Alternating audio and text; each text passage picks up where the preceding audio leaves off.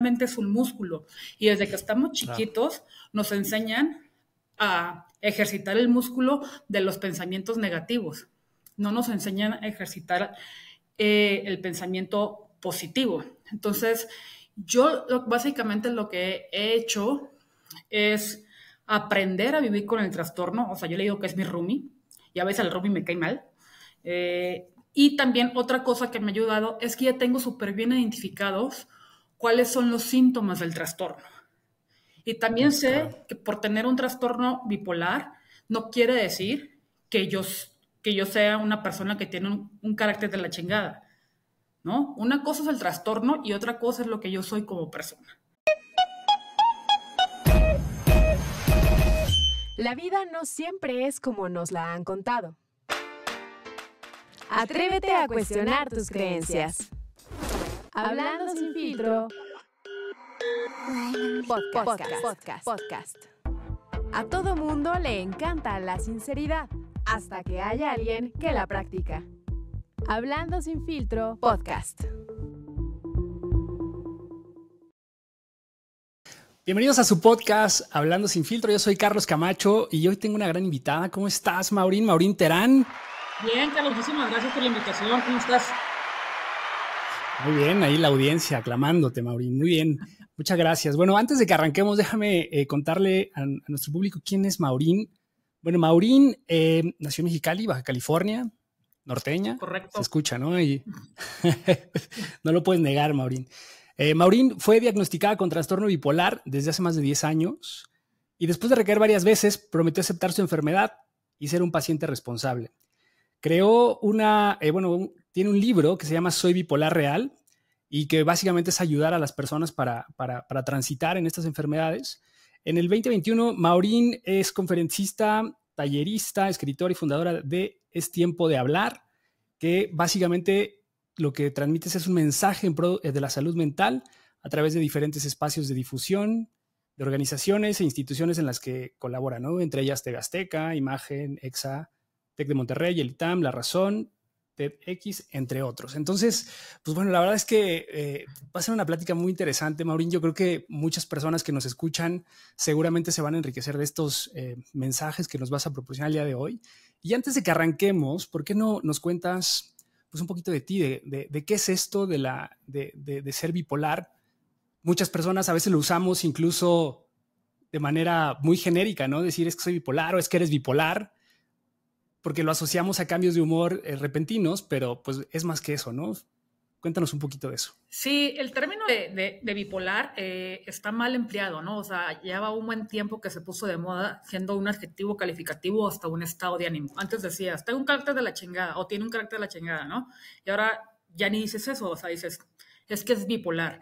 Y yo no soy bipolar, yo lo que tengo es un trastorno mental y el trastorno es el trastorno bipolar. O sea, yo tengo una enfermedad mental y desde hace mucho trato de decir, no soy bipolar, ¿no? O sea, tengo trastorno bipolar. ¿Por qué? Porque cuando, por ejemplo, tienes diabetes, no dices, ay, soy diabetes, ¿no? O sea, o si tienes otro tipo de enfermedades, o sea, si tienes cáncer, no dices, ay, soy cáncer, a menos que te refieras al, ¿cómo se llama esto del? Al signo. Al signo, ¿no? Signo zodiacal. El signo zodiacal. Pero pues no dices así, dices tengo cáncer o tengo diabetes o tengo una gripa y pues en el caso de la enfermedad mental es así, ¿no? O sea, tengo un trastorno y un trastorno bipolar. Y pues de ahí partimos, ¿no? Yo ojalá esta información lo hubiera tenido hace ya 15 años que me diagnosticaron, fue en el 2007 y pues obviamente, como acabo de decir, yo soy mexicana, entonces pues obviamente, pues también por ser provincia, pues los términos de salud mental ni se escuchaban y que te eduquen o que te enseñen a manejar tus emociones, pues mucho menos, ¿no? Y eso no nomás Claro. por ser provincia es mucho más difícil, pero pues esa a nivel nacional o hasta a nivel mundial, ¿no? El problema del estigma de la salud mental es a nivel mundial. Y te lo digo porque yo lo viví, o sea, a mí me diagnosticaron en Inglaterra, justo en esa edad, a los 27 años, me fui a hacer la maestría y pues el sueño de todo mundo es como que me voy a hacer mi maestría al extranjero, ¿no? Y pues a mí me tocó en Oxford y pues llegué y a los 3 meses me empezaron los síntomas. ¿Cuál fue el primer síntoma que tuve? El dejar de dormir. pero no dormir una noche, o sea, dejé de dormir como 3 semanas. Imagínate pasar 3 semanas sin dormir absolutamente nada. ¿Y cómo es tu estado de ánimo? O sea, ¿te sientes cansado, evidentemente, o te sientes un estado como de excitación, de En mi energía? caso, hay 2 tipos de trastornos, el de trastorno bipolar, el trastorno bipolar 1 y el trastorno bipolar 2. Yo tengo el trastorno bipolar 1. ¿Cuál es este? El que es más llevado a la manía o hasta un episodio psicótico. En el caso del trastorno bipolar 2, llegas más a tener episodios depresivos y tienes episodios hipomaníacos, pero nunca pierdes noción de la realidad, ¿no? En mi caso, sí. Entonces, los síntomas en este caso, del trastorno bipolar 1 es que dejas de dormir y a pesar de que dejas de dormir, no te sientes cansado. Traes una energía impresionante, o sea, no te paras. Así como cuando traes la fiesta y que dices que siga la fiesta y que nada te para, aunque sean las 3, 4, 5 de la mañana y la quieres seguir. Pero pues ahí traes alcohol, ¿no? De por medio. Yo lo traía alcohol, ¿no? Entonces, es esta parte de la energía. Empiezas a hablar pero muy rápido. Tu mente va a 1000 por hora, empiezas a hilar cosas de la realidad con la irrealidad, empiezas a tener compras compulsivas porque te sientes la persona más fregona del mundo y te empiezas a crear con superpoderes porque hasta la vista te cambia. El ejemplo que siempre pongo yo es el de Spider-Man, cuando lo pica la araña y se voltea a ver las manos y dice, ay, güey, ¿qué me está pasando? ¿No? Y que ve súper nítido, como en 4D.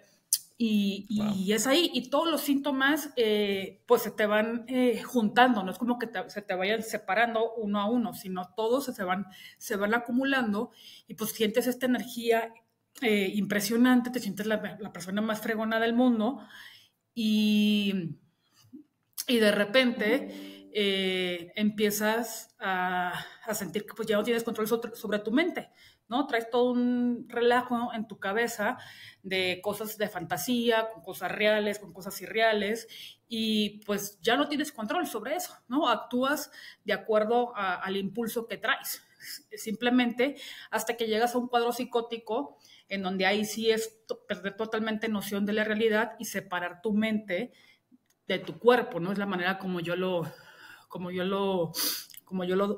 entiendo y como lo he vivido. Claro. Entonces, es así como llegas a un cuadro psicótico y es ahí donde pues, se tienen que tomar cartas sobre el asunto y estar en manos de especialistas.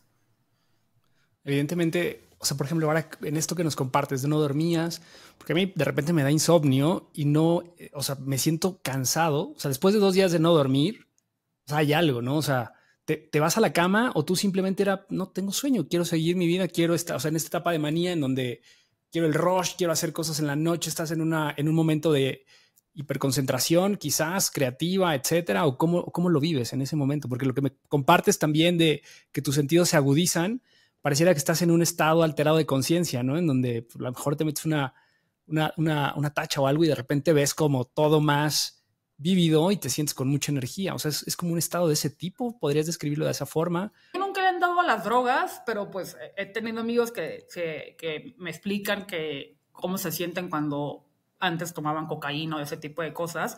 Y yo, pues yo me siento igualito, nada más que yo no me he hecho la droga. O sea, en mi vida me he metido drogas, ¿no? Entonces, como que ese rush que sientes, pues da, nada más que en este caso, o sea, empiezas a desconectarte totalmente de lo que tú eres como persona, ¿no? O sea, tengo amigos que les ha tocado verme en crisis y me dicen, lo que me queda claro, Maureen, que cuando tú, o sea, yo le pongo que se me bota el chango, cuando has estado el chango botado, eres totalmente otra persona, o sea, no eres tú, eso sí me queda claro. Y está bien que lo entiendan, ¿no? Porque pues estoy en una crisis y estoy pasando, en ese caso, se me detona el trastorno bipolar.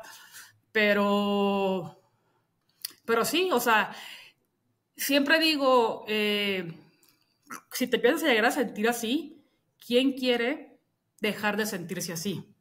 Porque te sientes súper fregón, que no tienes límites, claro. O sea, te sientes súper creativo, que todo lo que a lo mejor te daba miedo hacerlo en tus 5 sentidos, en ese estado te vale y te le arriesgas y lo haces, ¿no? Aunado a que tu cabeza, pues como lo comento, está a 1000 por hora trabajando. Y ojalá fuera nada más con cosas reales, no es nada más con cosas reales, o sea, te digo que pierdes parte de la noción de la realidad y es ahí donde empiezas a combinar cosas y a decir cosas pues que no tienen mucha congruencia. Claro, y aquí, o sea, porque escuché también tu historia, ¿no? Y que algunos amigos te ayudaron, o sea, porque al final, pues como tú lo describes, y quiero también entender esta parte, pareciera como que tú te sientes súper poderoso y que no necesitas ayuda y que eres súper chingón y que en este momento todo va bien, lo que compartes de estas compras impulsivas, ¿no? Que de repente igual y haces gastos innecesarios y te gastas la lana en cosas pues, que no tienen ningún sentido. Alguien tiene que estar al pendiente de esa situación y a lo mejor buscar ayuda, ¿no? De manera temprana. O sea, ¿cómo podríamos empezar a orientar a las personas que a lo mejor viven esto? Porque es como lo tuyo que nos compartes es una crisis, pero hubo episodios tempranos en donde te daban pauta de estas situaciones, en donde a lo mejor empezó gradual y de repente llegó a este punto donde ya fue poco controlable. Empezó gradual, pero igual como la falta de información, pues la gente que estaba alrededor mío no sabía. Entonces, claro. ¿cómo pides ayuda cuando no tienes la información? ¿No? O sea, y es por eso la importancia de hacer en conciencia sobre las enfermedades mentales, porque las puedes prevenir o puedes levantar la mano y saber, ¿sabes qué? Me siento así, pues más vale que vaya con el psicólogo o si de plano necesitas ir con el psiquiatra, pues vas con el psiquiatra. Pero la mayoría de la gente que nos disparamos, o sea, un cuadro psicótico y que dejas venir los síntomas, es porque no tienes psicoeducación, no tienes información de los síntomas de la enfermedad. Y por eso llega eso. Y obviamente, si tú no sabes, tu entorno menos. No, por supuesto. La verdad. ¿No? Oye, y aparte también es como un tabú, ¿no? O sea, el hablar de enfermedades mentales evidentemente también se vuelve un tabú, no solo para la persona que lo vive, sino para los cuidadores o los familiares, ¿no? A veces también aquí juega un rol importante el decir, y más por la época en la que me compartes, a veces también creo que hemos avanzado mucho, hoy se habla de la terapia como pues, canasta básica, pero en el 2007, que no hace tanto tiempo, pues no era tan común, ¿no? Así es como de, güey, yo no voy a ir al psicólogo si no estoy loco, no voy a ir con una persona que esté más loca que yo lo puedo controlar, soy así, tengo un carácter fuerte, etcétera. O sea, ¿cómo fuiste transitando? O sea, está cabrón, o sea, realmente me da mucha curiosidad esta parte, ¿no? Mira, en mi caso, como me detectaron en Inglaterra, pues imagínate, ¿no? O sea, yo venía de Mexicali y pues mis papás estaban en Mexicali cuando pasó todo este desmadre. Entonces imagínate que le hablan, o sea, quién sabe cómo lo hicieron, pero o sea, después de 1 o 2 semanas localizaron a mis papás y pues reciben la llamada y le dicen, algo extraño está pasando con su hija y pues la vamos a internar. Es importante que vengan. Entonces, pues agárrate un vuelo de San Diego a Inglaterra, pues son como 10 horas de vuelo. No les dijeron a qué tipo de hospital me iban a internar, sino que llegó mi mamá y cuando le dijeron dónde estaba internada yo, pues fue como que el shock, ¿no? En la madre, ¿no? Pues porque está en un hospital psiquiátrico mi hija, ¿no? Y afortunadamente uno de los doctores de ahí era chileno y dijo, no, pues ella latinoamericana, mexicana, súper aprensivos, si aquí apenas somos un poco más abiertos sobre la salud mental, pues creo que lo mínimo que puedo hacer es ir a explicarle qué le está pasando a su hija. Y pues ya le dijeron, su hija tiene trastorno bipolar 1 y mamá dijo, pues, ¿y esto con qué se come? O sea, ¿en qué momento? O sea, mi hija va a volver otra vez a ser la misma de siempre, ¿cuánto tiempo va a estar aquí? ¿Cómo, o sea, ¿qué sigue? O sea, ¿se va a lidiar? O sea, un chorro de dudas, ¿no? Y claro. Porque pues no es lo mismo que te diagnostiquen de una enfermedad conocida o que tengas información, aunque sea poquita, a una enfermedad, una mental, 2, estoy en un hospital psiquiátrico, 3, ¿qué chingados es el trastorno bipolar, no? Entonces, claro. Pues todo eso por parte de mis familiares lo vivieron. Yo no podía volar, obviamente por el estado de crisis que estaba, porque ha sido el más fuerte, o sea, ese. Y estuve 3 meses internada. Hay veces que te dan permiso de salir los fines de semana porque es una manera de reinserción a tu vida cotidiana la que llevabas antes, ¿no? Porque pues no te pueden tener como que en la burbuja del hospital psiquiátrico. El hospital psiquiátrico no es como lo ponen en las películas de terror, ni mucho menos. Y los psiquiatras tampoco no son malos como todo el mundo piensa. Es un doctor más. Y a los 3 meses me dan de alta, me acuerdo que era como finales de noviembre más o menos, y me regresan a Mexicali. Y lo que me topo en Mexicali es de que, pues no digas que estuviste en un hospital psiquiátrico o no digas que tienes trastorno. ¿Por qué? Porque al final de cuentas mis papás también pasaron por el estigma, ¿no? O sea, y aceptarlo. O sea, no es lo mismo como lo comento. Es decir, mi hija tiene gripa o le dio una trombosis o le dio hasta algo como el COVID, ¿no? Dices, antes decías COVID y ¡fum! Todo el mundo te rechazaba y corrías y hasta te daba pena decir que tenías COVID, ¿no? Por esa parte. Pues algo así se vive con el trastorno, ¿no? A quien le gusta decir que tu hija tiene una enfermedad mental, que no es sinónimo de loca, pero para todo el mundo estoy loca, y pues era un rechazo total, ¿no? Hacia la enfermedad. Igualmente mis amistades también me decían, es que no digas que tú tienes eso. Y yo, pues es que yo dentro de mí decía, pues es que yo sí estuve internada, o sea, sí tengo algo, pero pues yo también lo rechazaba, porque pues era... Claro. El miedo yo creo que se genera muchas veces por la falta de información que hay ante ciertas cosas y miedo y es como a lo desconocido. Pues si es desconocido, infórmate, ¿no? O ve cómo tener el miedo como amigo y no como enemigo. Y entonces, pues, alrededor mío había puro miedo hacia lo desconocido, hacia la enfermedad. Y pues me tardé 7 años en aceptar la enfermedad. O sea, 7 años estuviste como en negación constante, sí, entre, o sea, ya estoy bien, no pasa nada, fue un episodio en mi vida. O sea, no es necesariamente esto, ¿no? Porque a veces también creo que hemos caído a veces en este positivismo tóxico, que también te he escuchado hablar de él, en donde de repente tenemos mucho hoy en las redes de, pues, controla tu mente y parece que las emociones y la inteligencia emocional y todo este rollo, que yo creo que es positivo. La verdad es que yo creo que trabajar en ello es importante, sentir las emociones creo que también, pero en este caso, cuando hay un descontrol, porque esto ya es un descontrol químico, ¿no? A nivel ya de tu organismo, de tu cerebro, algo está fallando, no están, pues estos neurotransmisores que se están generando de manera correcta, y eso pues a veces no lo entendemos, ¿no? Y la gente que está afuera, o sea, imagino el reto que tú enfrentas o que tuviste que enfrentar en todo este tiempo.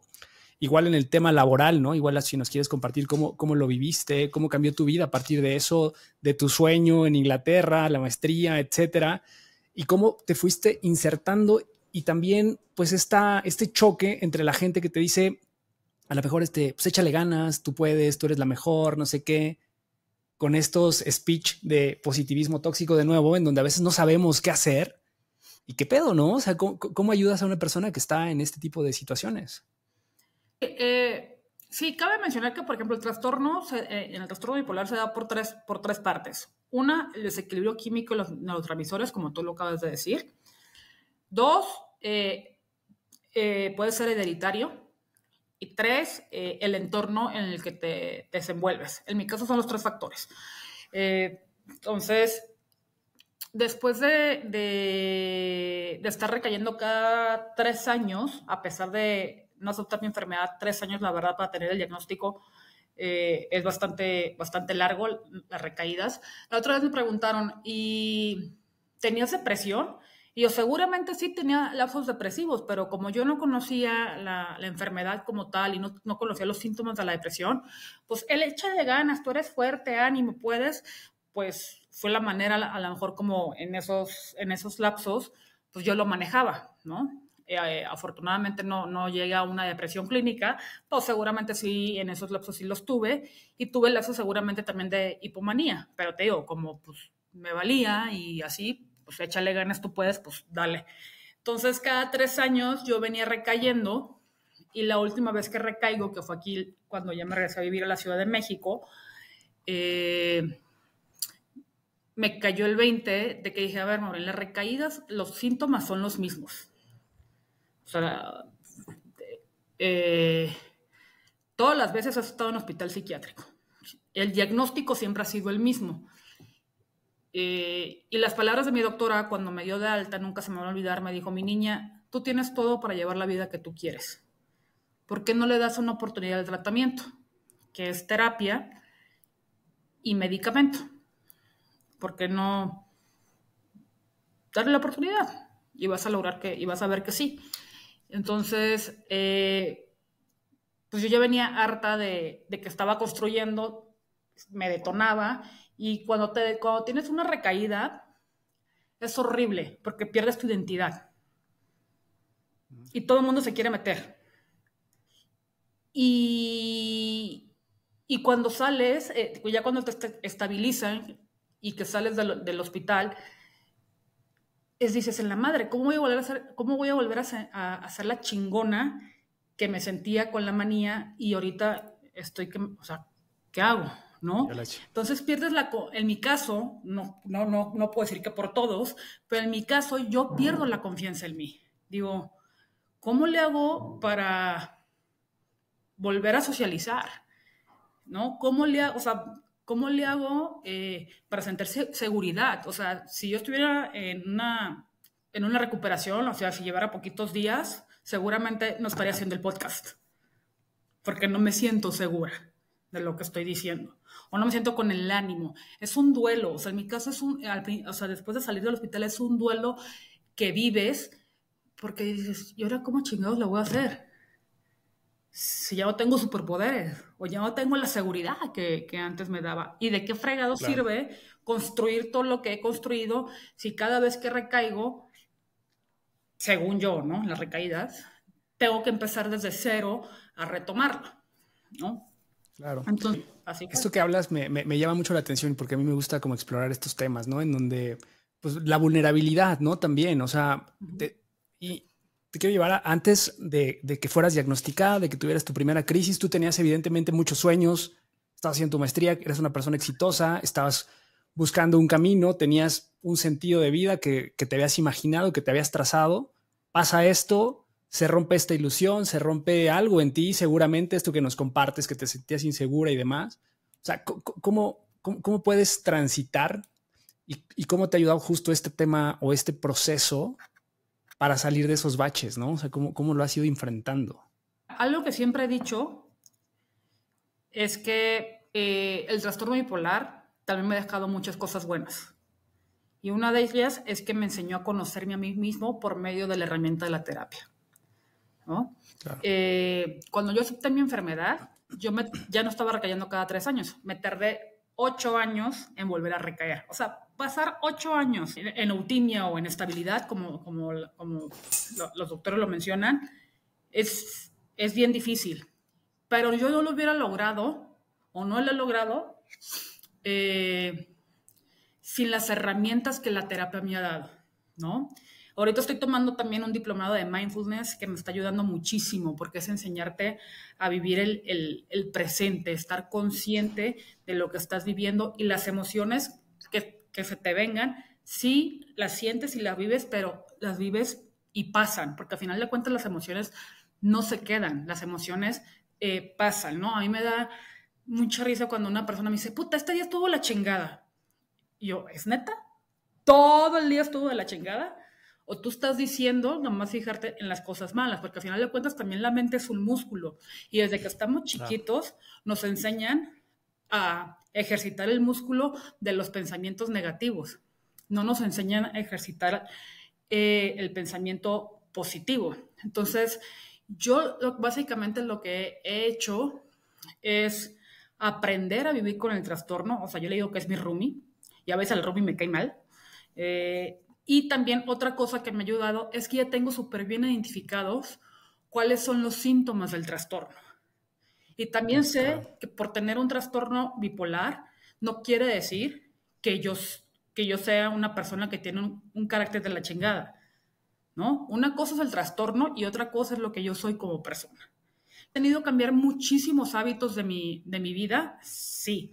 O sea, me da risa porque tengo unos amigos que tiro por viaje cada fin de semana, salimos y ellos la siguen hasta las 4 o 5 de la mañana y yo neta, o sea, a la 1 o 2 más tardar, o a veces digo a las 12 adiós, me voy, ¿no? O sea, no. ¿Por qué? Porque sé que tengo que cuidar mi sueño. ¿Por qué? Porque sé que tengo que tomo medicamento y voy a llegar y me lo voy a tomar tarde y eso, mis medicamentos tienen efectos secundarios y uno de ellos es la somnolencia. Entonces, si yo sé que tengo actividades al día siguiente, pues no me desvelo, ¿no? O sea, lo más tarde que me llego a desvelar es a las 10. Me dicen, Maurín, pisteas. Antes pisteaba un poquito más, o sea, 1 o 2 copas de vino y a lo mejor una chela me las podía tomar, pero desde el año pasado me cambiaron el medicamento y ese medicamento no hace cortocircuito con el alcohol y me da unas taquicardias, Carlos, o sea, nomás de recordar la sensación, digo, pero qué necesidad tengo de pasar por eso.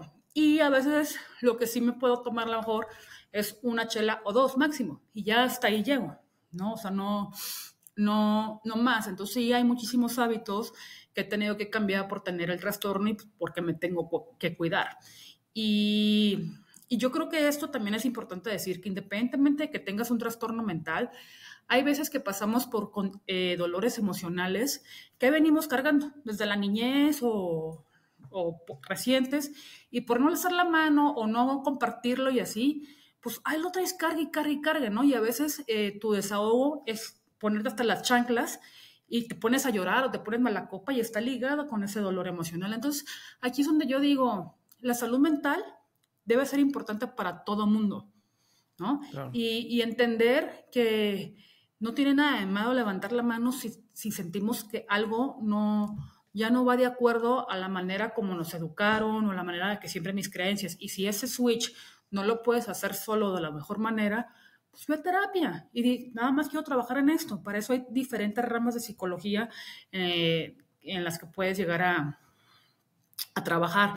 Entonces yo creo que si yo no hubiera tenido el trastorno, yo seguramente nunca hubiera ido a terapia, o quién sabe, porque sí, desde chiquita he sido muy de hacer introspección de lo que siento, ¿no? Y como que siempre he sido muy definida en ciertas cosas que sí quiero, pero creo que el trastorno me lleva a ser mucho más objetiva sobre de ciertas situaciones que vivo al día a día, no esquivarlas, simplemente analizar de qué manera es la mejor de resolverla, y la decisión que tome siempre estar consciente que la única persona responsable de esa decisión soy yo. Y se escucha bien fácil, pero llegar a esa reflexión solamente te lo da, yo digo que la terapia. Ya, o sea, solo, a menos que Sí. trabajes muy cabrón en ti y pues, tú busques sus propias herramientas que te funcionan, ¿no? Claro, me encanta esta reflexión que acabas de hacer, porque justo en este espacio promovemos mucho la terapia, ¿no? Porque al final creo que todos tenemos, o sea, independientemente de que tengas un trastorno o no, o que hayas padecido depresión o no, creo que inconscientemente a veces no nos conocemos, más bien el problema es que no nos conocemos, y la terapia justo te ayuda a esto, eso que acabas de contarnos, creo que es la clave de todo, ¿no? O sea, empezar a conocerte y empezar a generar estas herramientas que en tu caso, pues quizá no son la solución como tal al problema, pero sí te dan un set para afrontarlo, ¿no? Y para cuando se presenten estos triggers que tú ya conoces e identificas, pues también pues tú puedas reaccionar con anticipación y prevenir una recaída como las que has experimentado, pues graves, ¿no? Y esto creo que también aquí me gustaría conectarlo justo con las personas que te rodean, o sea, ¿cómo es tu vida con las demás personas, con tus seres queridos? ¿Cómo cambia la relación? ¿Cómo les pides este apoyo? Y cómo también a lo mejor los educas o los has educado para que sean de alguna forma empáticos a esto que tú vives, ¿no? O sea, no como esta persona que te están apapachando, porque a veces hay como dos personas, ¿no? Las que se victimizan y entonces quieren que todo el tiempo así, ay, pobrecita, es que ya no es normal y hay que tener como todas las atenciones con ella y no hablen de estos temas, no se vaya a alterar o no le vayamos a generar algún tema, ¿no? O sea, como que te están sobreprotegiendo, y del otro lado, los que te dicen, no, tú puedes, tú, no pasa nada, tú sigue tu vida, vámonos de peda, vamos a echar desmadre como antes. ¿Cómo lo gestionas? ¿Qué ha cambiado? Mi caso ha sido bien diferente, o sea, en mi caso ha sido diferente, porque como yo me he hecho responsable de mi enfermedad, no soy carga para nadie, ¿no? Eso me acuerdo que desde que me diagnosticaron, yo dije, puta, pues si ya tengo que cargar con esto, y me acuerdo que dije, qué bueno que me dio los 27 años y que me dio sin hijos, sin estar casada, lo que sea, porque yo no quiero ser carga para nadie. O sea, yo no soy carga para mis papás, ¿no? De hecho, mis papás ni saben que, bueno, sí saben, porque ahorita como hay escasez de medicamento, pues afortunadamente como tengo a mi papá en Mexicali, le pido que me compre el medicamento en Estados Unidos, porque aquí no hay el medicamento que yo tomo, y eso es bien, bien cabrón lo que estamos viviendo en México con los medicamentos psiquiátricos, porque desgraciadamente eso está ocasionando que mucha gente esté cayendo en cuadros de inestabilidad o en la depresión, y si no es bien tratada, o sea, si de por sí los suicidios están a la orden del día, con esta condición, con esta parte que estamos viviendo, pues están incrementando muchísimo. Pero bueno, volviendo a la pregunta, entonces yo me he hecho responsable de mí, ¿no? Mis papás no saben ni a qué horas me tomo el medicamento ni nada. Es más, así te la pongo. O sea, tengo 10 años con mi doctora y mi papá apenas la acaba de conocer físicamente hace 3 o 4 semanas, ¿no? A ese grado. La única, entonces, a base de eso, mis amigos me respetan, ¿no? Por ejemplo, el 20 de mayo fue mi cumpleaños y me fui a festejar a un lugar ahí en la Roma, y todos se pusieron hasta las chanclas. Obviamente yo no, y me daba risa porque mis amigas iban con sus parejas y sus amigos me querían como que, hey, vamos a darle un caballito a Maureen, y volteaban y decían, no, o sea, neta no le insisto porque Maureen no toma, o sea, respétalo, ¿no? Y te digo, o sea, de ahí salimos a las 11, 12 de la noche y yo dije, ahí nos vemos, bye, ya me voy a mi casa. Y estos, es que nosotros vamos a ir al otro adentro, que no sé qué, bla, bla, bla. Y todos, te lo juro, dijeron, seguramente Maureen no nos va a alcanzar. Ya se va a ir. Bueno. Entonces, respetan esa parte, porque como saben que soy bien súper cuidadosa con mi salud mental, no me insisten de, vamos a seguir la fiesta, sino al contrario, lo respetan. Y cuando he recaído, que justo recaí el año pasado, y en la pandemia también, me acuerdo que dijeron, es que Maureen se dejó de tomar el medicamento. Y mis amigos dijeron, no, Maureen lo último que va a dejar de tomar es un medicamento. Y eso es bien importante resaltar, que independientemente que estés tomando, como yo le digo, que soy paciente responsable, todos los días tengo el red flag de que puedo empezar a recaer, ¿no? Entonces, en el 2020, pues después de 8 años que no había recaído y la maldita pandemia llegó, pues me cobró la factura, ¿no? Si gente que no tiene el trastorno les estaban dando ataques de ansiedad y ataques de pánico, pues ya, ¿no? Yo ya, tarde o temprano, ya se me iba a romper la cuerda, pero creo que yo siempre lo he dicho y tú lo acabas de decir, cuando... Y no nomás con la enfermedad mental, yo creo que con cualquier cosa de la vida que te pase o cualquier enfermedad que te pase, la vida pasa, ¿no? Y te llegan sucesos. Y yo siempre que digo, es cuando empieza el partido. Si te llegan unos sucesos fuertes, como mi diagnóstico, pues estoy en medio de la cancha, ¿no? Y y ahí está. Yo decidí por 7 años no aceptar mi enfermedad. Una parte era como víctima, pero yo no la aceptaba. Y ya cuando retomé y puse otra vez el balón en la mitad de la cancha, y dije, yo quiero cumplir mis sueños como cualquier otra persona teniendo el trastorno bipolar. ¿Qué tengo que hacer para hacer eso? Para llevar la vida que yo siempre he querido hacer y la he querido construir. Entonces, pues en base en eso, pues ya vas tomando decisiones, y creo que eso va en cualquier suceso que te pase en la vida. Alguien que yo admiro muchísimo y que ojalá que el día de mañana me toque entrevistarlo es a Juan Pablo Medina, el actor, ¿no? Que perdió su pierna y su miedo más grande era morirse, ¿no? Y ahorita lo ves y obviamente pues, trae un mindset bastante cabrón, pero él está decidiendo cómo vivir ese suceso.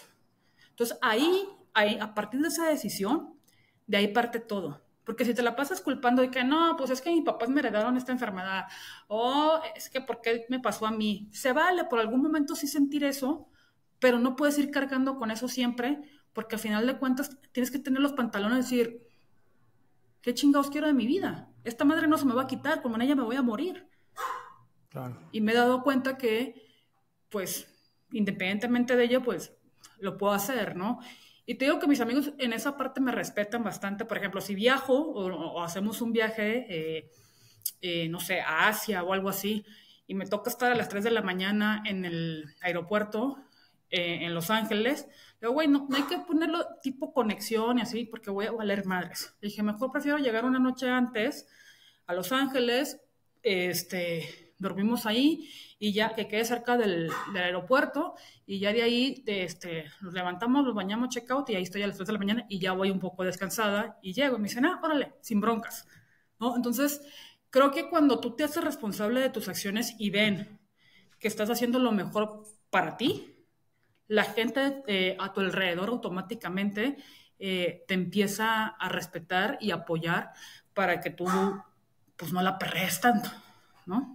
Claro, pero todo parte justo de esto que comentas, ¿no? De conocerte, de hacerte responsable, de quitarte el papel de víctima, ¿no? Porque también creo que eso le da mucho sentido también a cuando vivimos situaciones complicadas, ¿no? O sea, de repente puedes caer y decir, pues ya, o sea, yo ya mi vida se arruinó y no voy a hacer nada, y tú en tu caso lo estás transformando, pero esto que nos compartes de las recaídas, o sea, ¿han sido igual que la primera vez o evidentemente con todo esto que has desarrollado, pues tú lo percibes que es una recaída por los momentos que estás viviendo, pero lo gestionas mejor? Exacto. O sea, por ejemplo, la recaída del año pasado, como no llegué como que a un cuadro psicótico fuerte, salía a los 10 días y a los 3 meses yo ya estaba enfocada en mi parte profesional, ¿no? Cuando antes,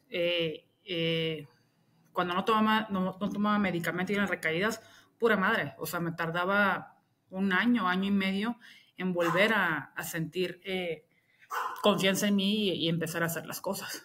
Entonces, wow, sí hay una gran diferencia de cuando llevas tu tratamiento a cuando no. Oye, también he escuchado que el tema del trastorno bipolar también genera en algunas personas este tema de tendencia al suicidio.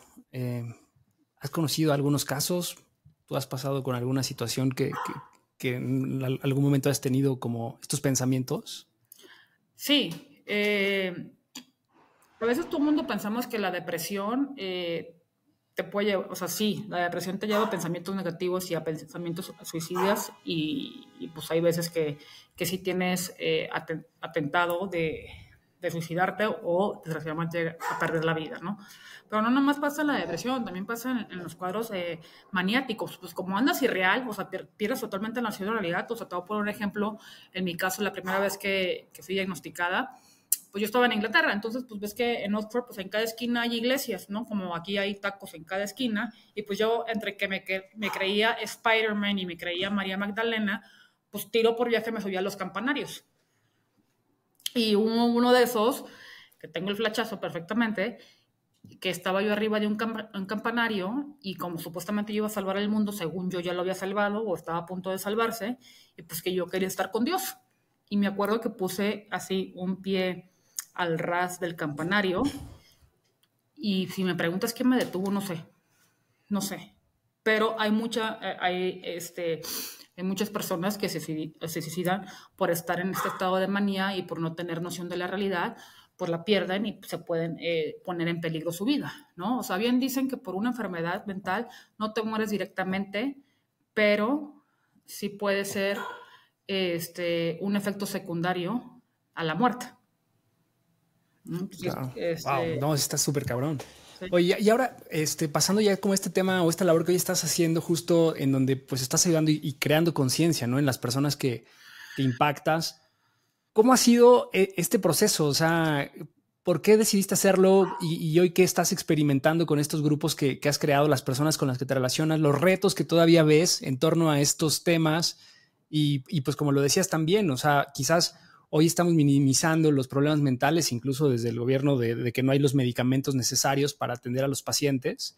Y los pacientes que están en esta situación que a lo mejor no tienen acceso a terapias o al especialista o a los medicamentos. O sea, ¿cómo enfrentamos estos retos? Sí. ¿Cómo fue que inicié la asociación de Es Tiempo de Hablar? Yo me acuerdo que cuando me diagnosticaron con el trastorno, que estaba en Inglaterra, yo decía, es que enséñeme a alguien que tenga lo mismo que yo y que esté llevando una vida normal o que esté cumpliendo sus sueños.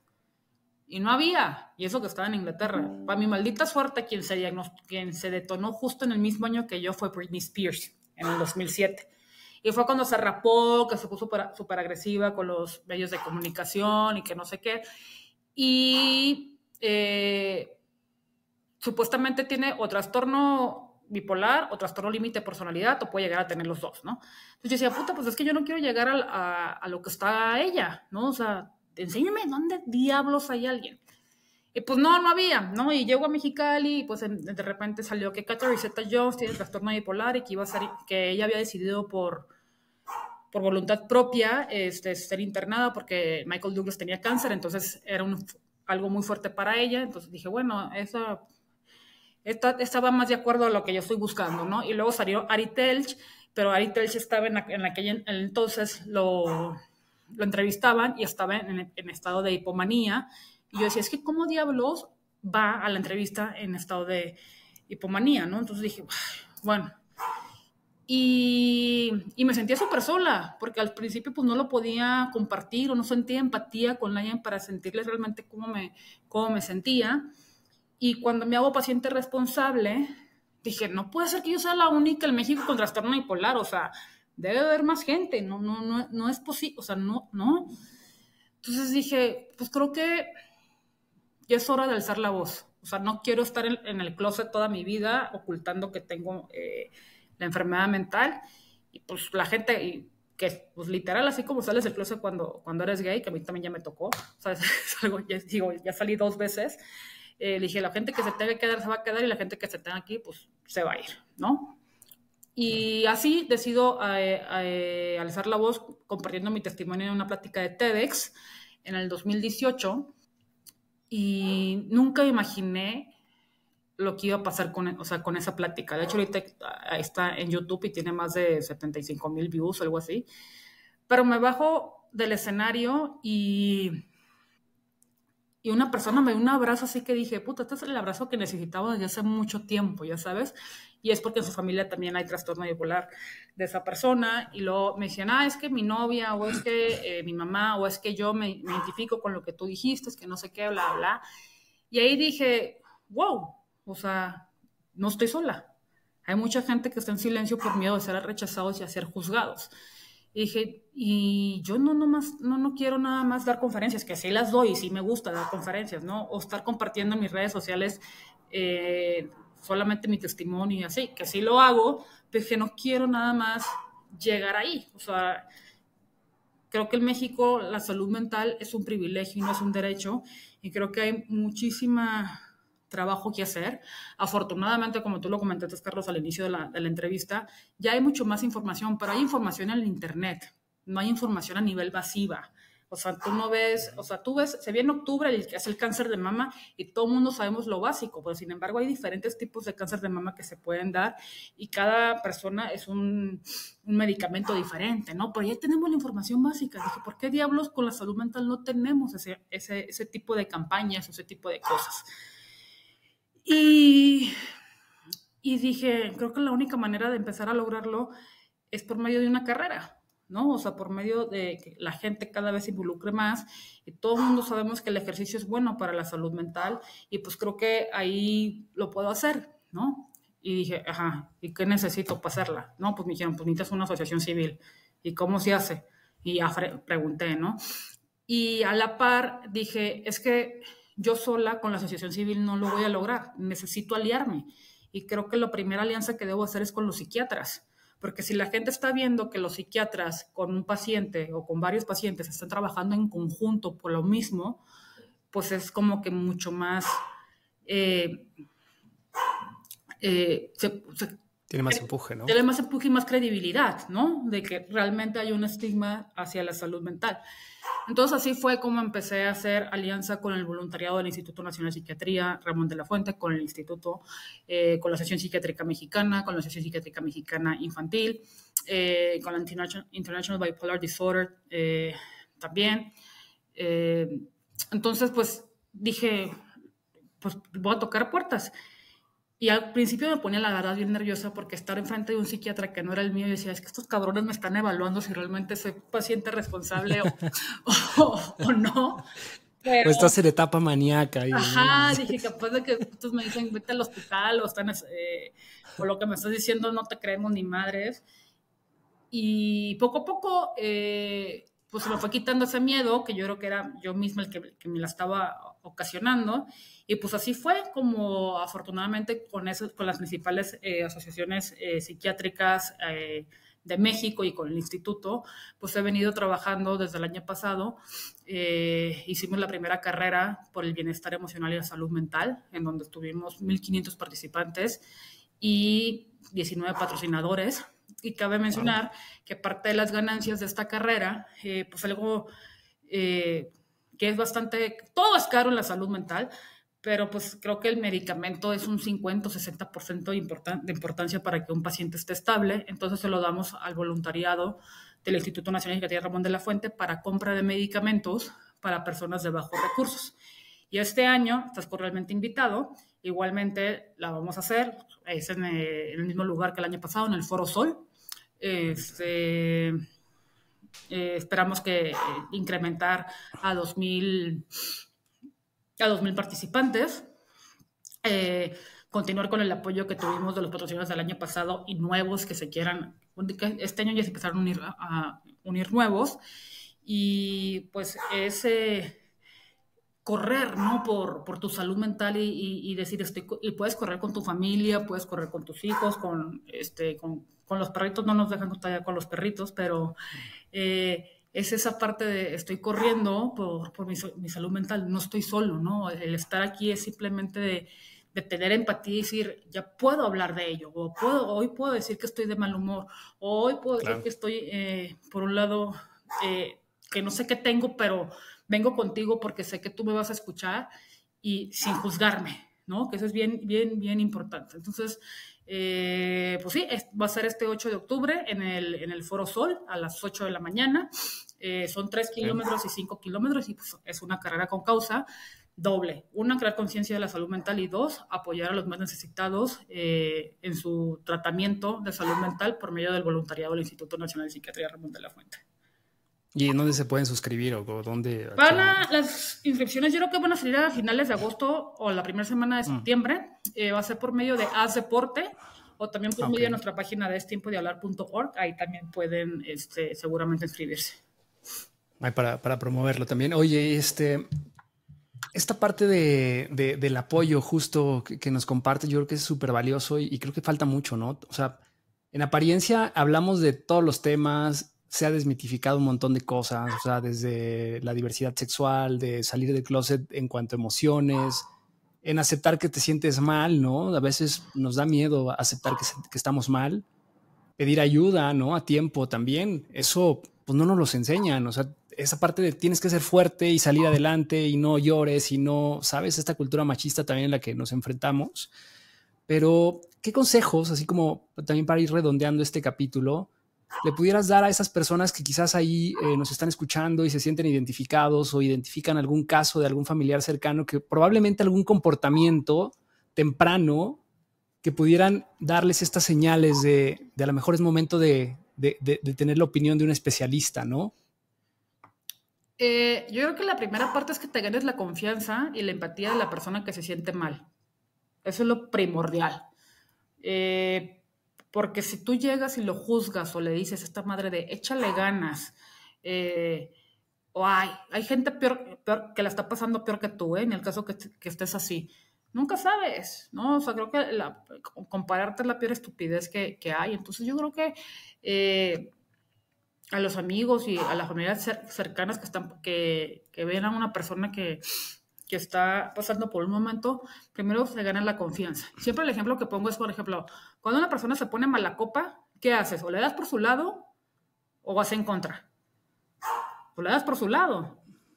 Porque si vas por contra no vas a sacar nada. O sea, si le das en contra no te va a entregar las llaves. Se va a poner más necio y la va a agarrar contra ti. Pues si tú te la sabes manejar y dices y no sé qué, bla, bla, bla, bla, cuando menos piensas tú ya vas a tener las llaves en tus manos y lo vas a convencer. Entonces también digo a veces que a veces la gente más cercana a ti a veces no es el mejor apoyo. Por eso tienes que buscar a alguien con quien sentirte con esa contención y con esa empatía, ¿no? Porque tiene que ser alguien no va a pasar por lo mismo que tú, pero va a pasar por algo similar que tenga la misma emoción o el mismo sentir bajo ese suceso. Y es quien le va a dar consejo. Y a veces el familiar o el mejor amigo así no es la mejor persona. Y también que sepan que la persona que está en una crisis, ya fuerte hablando, que sepan que está en una crisis.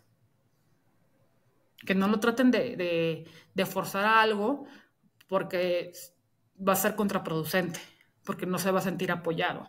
Entonces, si te tienen la confianza... Tengo una amiga que me dice muchas, a veces me dice, no manches, Maureen, no sabes cómo odio cuando mi papá me dice, ay, ¿ya fuiste al psiquiatra? Me dice, es así como que lo odio, pero platico contigo y si tú me dices, oye, Maureen, ¿ya fuiste a ver a Manuel? Digo, a la madre, me lo dijo Maureen. O sea, voy a hablarle. Claro, tienes un respeto distinto, ¿no? O sea, como que te ganas esa confianza o ese respeto. Exacto. Pero qué cabrón, o sea, también a veces, fíjate que me hiciste reflexionar porque muchas veces, y eso pasa mucho quizás cuando estamos más chavos, ¿no? Con los papás, siempre te dicen las cosas que saben que te hacen bien, pero te caga, o sea, es como de... No sabe, está ruco, ya en mi época no es eso, son otros tiempos, etcétera. No lo aceptas. Exacto. Pero después de un tiempo te das cuenta que tenían razón y que lo hacían porque te amaban. Exacto. Pero acá, o sea, no es lo mismo cuando estás en una etapa de rebeldía en la adolescencia a cuando tienes un problema mental. O sea, evidentemente las personas que padecen este tipo de afecciones pues no se dan cuenta, no saben probablemente que lo están padeciendo. Y creo que la gente que está alrededor pues tendríamos que ser como muy cuidadosos, muy atentos también a estos cambios de comportamiento, que creo que lo haces maravilloso, ¿no? En empezar a concientizar a la gente de cómo se vive, ¿no? Cómo se empieza a expresar este tipo de condiciones. Y pues al final es como irte acercando, ¿no? Tampoco dejarlo, porque imagínate también estos temas de suicidio, pues a veces hay personas que se sienten desmotivadas y a lo mejor por una palabra, por una compañía, por un acercamiento distinto, pues cambias ese mindset y pides ayuda, vas a un especialista, ¿no? Ahora, en torno de este tema de los especialistas, o sea, ¿cuál es el grupo de personas que te atienden? ¿Con quién tienes que ir? Ya mencionabas al psiquiatra, pero también mencionabas al psicólogo. O sea, ¿es un grupo multidisciplinario o cómo es que se lleva a cabo este seguimiento? Sí, en mi caso con un psiquiatra y voy con mi terapeuta, ¿no? Mi psiquiatra no me da terapia, que a veces entre plática y así va, pero no es que vaya con ella cada semana a consulta, ¿no? O sea, yo creo que con ella voy cada mes o si yo me siento mal, yo le hablo y le digo, oye, es que no me estoy sintiendo bien, no sé qué, bla, bla. Entonces ya me dice, órale, vente a consulta. Y mi terapeuta no, mi terapeuta sí la estoy viendo cada semana o cada 15 días, dependiendo de también yo cómo me sienta. Hay psiquiatras que dan terapia, pero tienen que haber estudiado psicoterapeuta para poder dar terapia, ¿no? Y hay otros que nada más se enfocan en dar medicamento y ya. Claro, que también está cambiando esa parte, pero sí, qué interesante. Pues muy bien, Maureen. La verdad es que, bueno, para ir un poco cerrando este capítulo, de entrada te agradezco por la oportunidad de platicar, de que nos cuentes de tu experiencia, y yo creo que a muchas personas les va a hacer sentido esta conversación y seguramente les va a ayudar también a apoyar a aquellas personas que quizás estén pasando por un mal momento, que pidan ayuda. Yo creo que ahorita nos dejas también tus datos para que puedan contactarte y puedan orientarse también a través de esto. Y lo que yo podría decir, creo que dijiste temas muy puntuales sobre la terapia, o sea, el hecho de reforzar, o sea, no me cansaré de decir que todo parte de ti, ¿no? O sea, al final del día, todo parte de que tú te conozcas, de que aprendas a sobrellevar esas emociones, a gestionarlas, a vivir en el presente. Y yo creo que estos temas creo que me encanta también este nuevo enfoque de las ciencias, en donde ya no nada más es la parte racional, sino hoy sabemos que el mindfulness y el estar, la respiración incluso, escuchaba que, por ejemplo, ¿por qué tenemos dos fosas, no? O sea, podríamos tener solo una, pero tiene un sentido, porque lo intercambia. Digamos que la fosa derecha se conecta con la parte izquierda del cerebro y la fosa izquierda con la parte derecha, que es la parte creativa. Entonces, al final, cuando uno se bloquea, también tenemos estos picos de cortisol o de pensamientos negativos. Y lo importante que es también incluso la propia respiración, ¿no? Entonces, hoy combinar esta terapia, estos ejercicios de mindfulness, meditación, etcétera, y pedir apoyo cuando te sientes mal, es más, empezar a identificar cómo son las emociones. porque estoy seguro que hay muchas personas que no sabemos cómo se siente estar en una etapa hipomaníaca, por ejemplo, o cómo te sientes en este estado de ansiedad o de excitación que no es normal, ¿no? Que no estás regulando ahí tus emociones. Entonces yo creo que la clave acá es sí pedir ayuda, ir a terapia, conocerte, y si eres una persona que está cerca de personas que tienen algún problema, pues trata de ser empático, no le trates de resolver la vida, sino acompañarlo de una manera más compasiva, quizás podría decirlo, ¿no? Sí, correcto. No sé si ¿no? tengas algún... Sí, correcto. Sí, Lo que estás diciendo, estoy totalmente de acuerdo. Y que en caso de que una persona esté en crisis, pues así como cuando te enfermas de cáncer, no te lo guardas. Vas a ir, digo, oye, Carlos, fíjate que tal familiar está pasando por eso, o sea que tú también pasaste, que tu familiar también tuvo cáncer. ¿Me puedes recomendar a tu oncólogo? O sea, neta sí es, pero con la salud mental no es así. claro. Entonces yo digo, una vez que lo comparte el familiar, oye, ¿sabes qué? Tal fulanito está pasando por esto, o no sé qué, no sé si tú me puedes recomendar a un psicólogo o a un psiquiatra para que me ayude sobre eso. Pues es la única manera como se puede apoyar y tener ayuda. Entonces por eso les digo, alcen la voz, es tiempo de hablar. No por algo así se llama la asociación civil.